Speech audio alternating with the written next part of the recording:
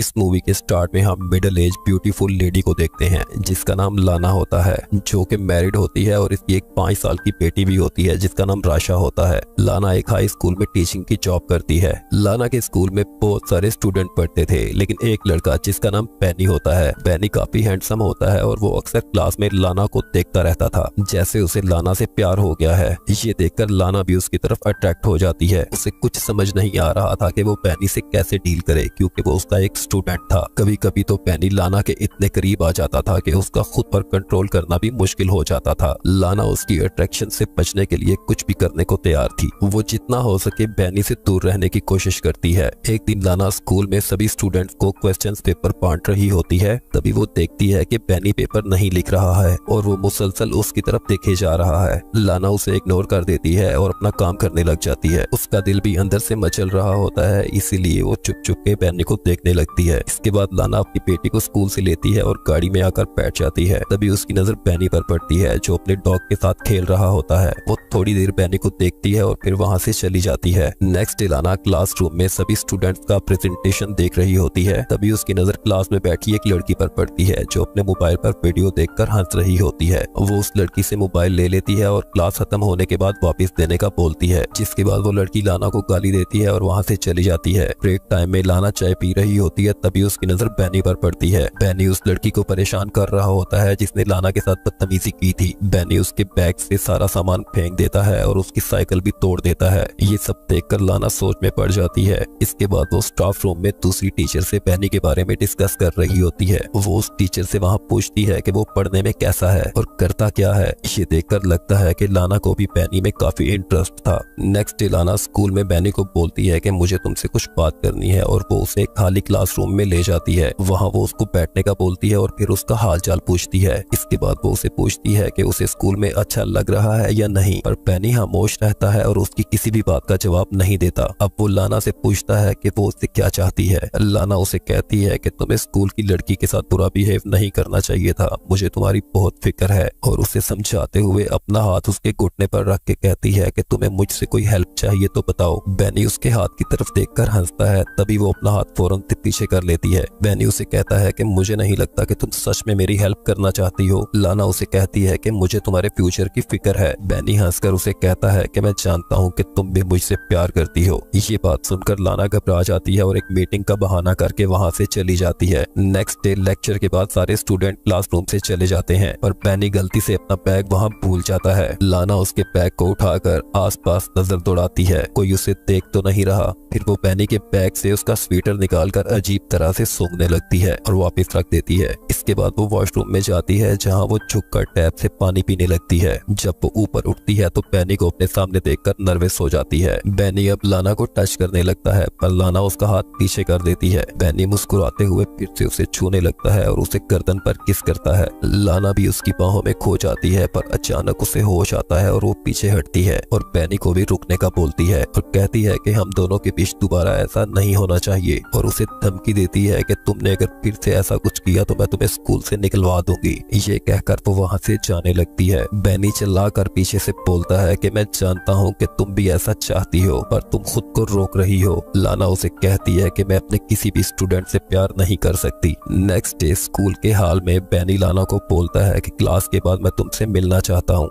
लाना उसे मना कर देती है। बातें करते हुए वो सीढ़ियों की तरफ चले जाते हैं। लाना कहती है कि हम दोनों के बीच जो कुछ भी हुआ मैं उसके लिए शर्मिंदा हूँ। वो बेनी को बोलती है कि वो उसका ख्याल अपने दिल से निकाल दे और वहाँ से चली जाती है। स्कूल से ऑफ करके जब वो अपनी गाड़ी के पास पार्किंग में आती है तो देखती है कि गाड़ी का साइड मिरर टूटा हुआ है और उस पे स्क्रैच पड़े हुए हैं। इसके बाद वो अपनी बेटी को स्कूल से लेती है और घर आ जाती है। अब हम लाना को अपने घर पर गार्डनिंग करते हुए देखते हैं, जहाँ इसका हस्बैंड भी इसके पास होता है। वो लाना से पूछता है कि गाड़ी पर स्क्रैच कैसे पड़ा। वो कहती है कि कार एक लैंप पोस्ट से टकरा गई थी। उसका हस्बैंड कहता है कि लैंप पोस्ट से इस तरह के स्क्रैच कैसे पड़ सकते हैं। वो कहती है कि सम टाइम ऐसा हो जाता है। अब उसका हस्बैंड उसकी चाय ठंडी होने का बोलकर वहाँ से चला जाता है। नेक्स्ट डे लाना क्लासरूम में सभी स्टूडेंट्स को इंटर्नशिप के लिए एक लेटर लिखने का बोलती है। और स्टूडेंट से पूछती है क्या किसी को कोई सवाल करना है। तभी बैनी अपना हाथ खड़ा करता है और उससे सवाल करता है कि क्या वो स्कूल में जॉब छोड़ना चाहती है, क्योंकि उसने उसे प्रिंसिपल के पास जाते देखा था। उसकी बात सुनकर पूरी क्लास हंसने लगती है, जिस पर लाना को बहुत गुस्सा आता है और वो उसकी कंप्लेन प्रिंसिपल को करने का बोलती है। बैनी उसे कहता है कि मैं जानता हूँ कि तुम्हें प्रिंसिपल के तलवे चाटना पसंद है। लाना उसकी बात सुनकर गुस्से से पागल हो जाती है और उसका बैग उठाकर क्लासरूम से बाहर फेंक देती है और उसे कहती है कि या फिर वो क्लासरूम से बाहर चला जाए या फिर मैं चली जाती हूँ। इसी दौरान एक स्टूडेंट डस्टर उठाकर बोर्ड की तरफ फेंकता है, जो कि लाना को लगते लगते बचा होता है। इसे देखकर लाना क्लासरूम से बाहर चली जाती है और स्टूडेंट्स चिल करने लगते हैं। नेक्स्ट डे लाना अपने घर पर अपनी बेटी को पढ़ा रही होती है, तभी उसका फोन बार बार बजता है, पर जब भी लाना फोन पिक करती है दूसरी तरफ से कोई भी नहीं बोलता। नेक्स्ट डे लाना जब स्कूल जाती है तो बैनी को क्लासरूम में टाइम से पहले अकेला बैठा देखकर डर जाती है और स्कूल की रिसेप्शनिस्ट को जाकर कहती है कि मेरी तबीयत ठीक नहीं है, आज मैं क्लास नहीं ले सकती, और घर आ जाती है। रात को घर पर जब लाना खाना बना रही होती है तब उसका हस्बैंड उससे पूछता है कि आज का दिन स्कूल में कैसा रहा। वो उससे झूठ बोलती है और उसे कहती है कि आज मैं बहुत थक गई हूँ, क्योंकि पूरा दिन मैं एग्जाम्स के पेपर चेक करती रही। नेक्स्ट डे वो काम पर नहीं जाती और अपनी बेटी को स्कूल छोड़कर एक म्यूजियम चली जाती है। वहाँ वो पेंटिंग्स देख रही होती है, तभी अचानक उसकी नजर बैनी पर पड़ती है। उसे वहाँ देखकर लाना फौरन वहाँ से जाने लगती है और एक लिफ्ट के अंदर आ जाती है। लिफ्ट का दरवाजा बंद होने ही वाला होता है, तभी वहाँ पर बैनी आ जाता है। वो भी लिफ्ट के अंदर आ जाता है और लाना को छूने लगता है। लाना भी आउट ऑफ कंट्रोल होकर उसे किस करने की कोशिश करती है, पर बैनी उसे रोक देता है और अपने फिंगर को उसकी नेक पर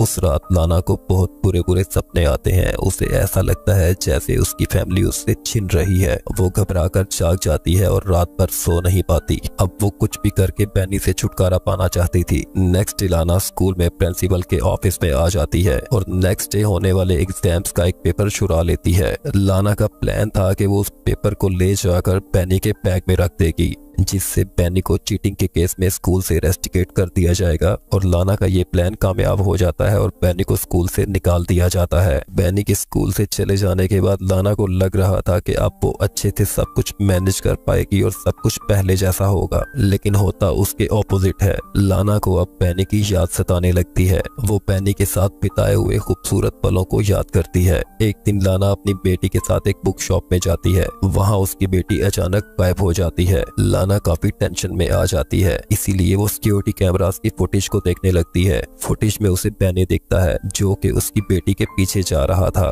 ये देखकर लाना काफी डर जाती है। उसे ऐसा लगता है जैसे बैनी ने अपना बदला लेने के लिए उसकी बेटी को किडनैप कर लिया है। तभी इसके फोन पर सिक्योरिटी वाले की कॉल आती है, जो इसे बताता है कि आपकी बेटी मिल गई है। तब जाकर लाना सुकून का सांस लेती है। इस हादसे के बाद वो हर टाइम डरी रहती थी कि बैनी उससे बदला लेने के लिए कुछ भी करेगा। इसीलिए एक दिन वो बैनी के घर के बाहर आती है, जहां वो अपनी कार में बैनी के घर से बाहर आने का इंतजार करती है। बैनी घर से बाहर आता है और अपनी बाइक पर बैठकर वहां से चला जाता है। लाना भी उसका पीछा करती है। जो ही बैनी एक वीरान रास्ते पे पहुंचता है, लाना अपनी कार की स्पीड तेज करती है और उसे टक्कर मारकर गिरा देती है। इसके बाद वो गाड़ी रोककर थोड़ी देर गाड़ी में बैठती है और गाड़ी से बाहर निकलती है। बैनी की कंडीशन देखकर वो वहां से वापस घर आ जाती है। इससे पता चलता है कि लाना बैनी से छुटकारा पाने के लिए किसी हद तक भी जा सकती थी। यहीं पर ये स्टोरी एंड होती है।